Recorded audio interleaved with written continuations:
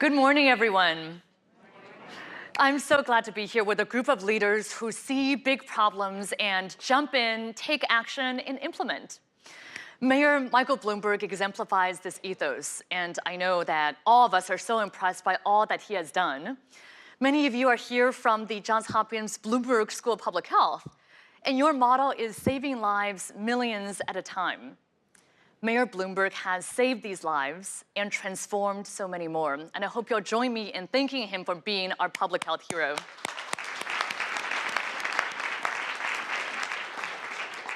So until last month, I served as the health commissioner in Baltimore City. And facing an escalating number of opioid overdose deaths, I issued a blanket prescription for naloxone, the opioid antidote, to every single one of our 620,000 residents in our city. In 3 years, everyday residents saved nearly 3,000 lives. Now, addiction is a disease, and it must be treated with science and evidence, as you heard from many, including one of my heroes, Michael Botticelli, today. And science and evidence show that treatment exists, but our healthcare system isn't anywhere close to providing treatment to all those who need it. So we learned from our colleagues in Rhode Island about how they've asked hospitals to step up. And along with my colleagues, I convened all 11 hospitals in Baltimore to start standardized levels of care. And in the spring, we opened the beginning of a 24/7 ER for addiction and mental health. I talk about this because public health saves lives if we act now with urgency, driven by compassion, and guided by science. A program that our very own Dr. Josh Sharfstein started when he was the health commissioner in Baltimore is Be More for Healthy Babies. Well, now we have over 150 public and private partners who are dedicated to one goal: reducing infant mortality. So we conduct home visits to pregnant women, educate on the ABCs of safe sleep, and provide resources like mental health support, housing, and free cribs. In 7 years, we reduced infant mortality citywide by nearly 40% and cut the disparity between Black and white infant mortality by over 50%.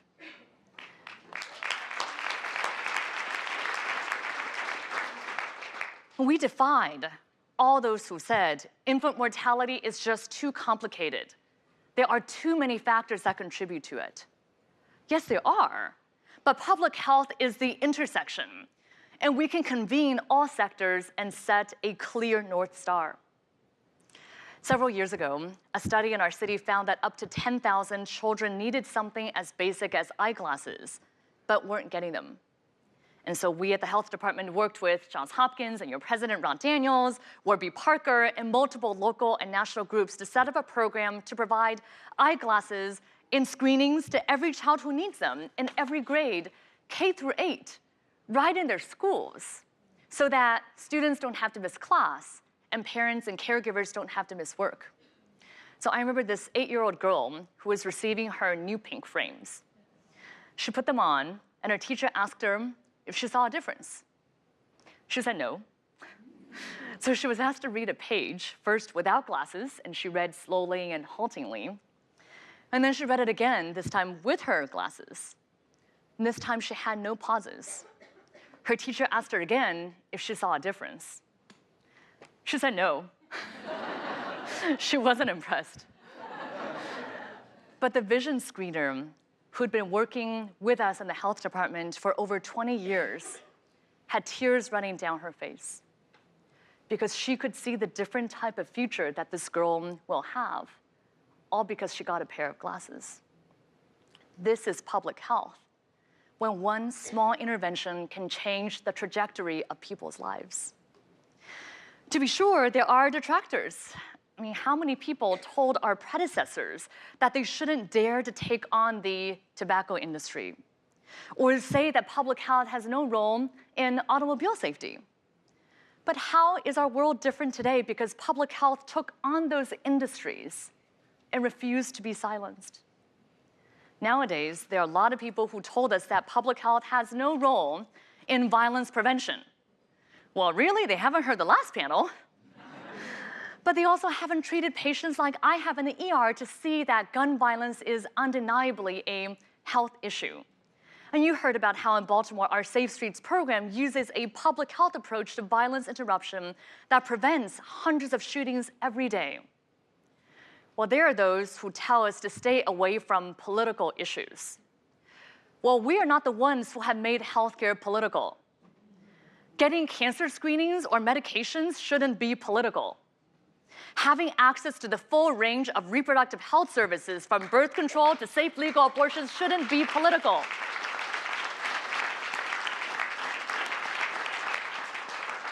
Ensuring that everyone has quality, affordable healthcare as a right and not a privilege shouldn't be political.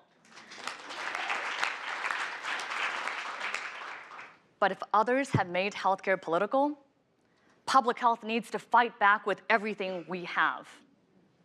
In Baltimore, when the Trump administration slashed our teen pregnancy prevention program, we sued them and we won. And now, as president of Planned Parenthood, I'm leading an organization that has to fight every day just to provide healthcare in our 600 health centers. Any day now, we could lose Title X funding, which provides family planning services to 4 million low-income women.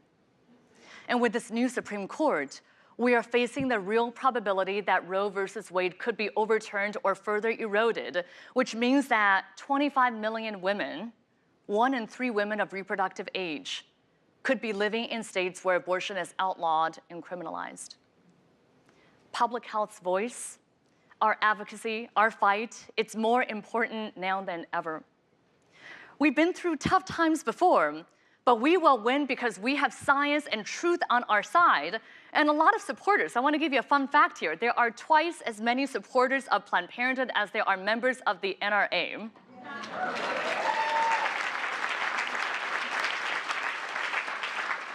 And we will win because standing up for public health, for the public's health, means that we are on the right side of history. So to those who say that it's not in our lane, we say that public health is in every lane. And so thank you, Mayor Bloomberg. Thank you to the Bloomberg American Health Initiative for leading the way, and to all of you for fighting for the public's health.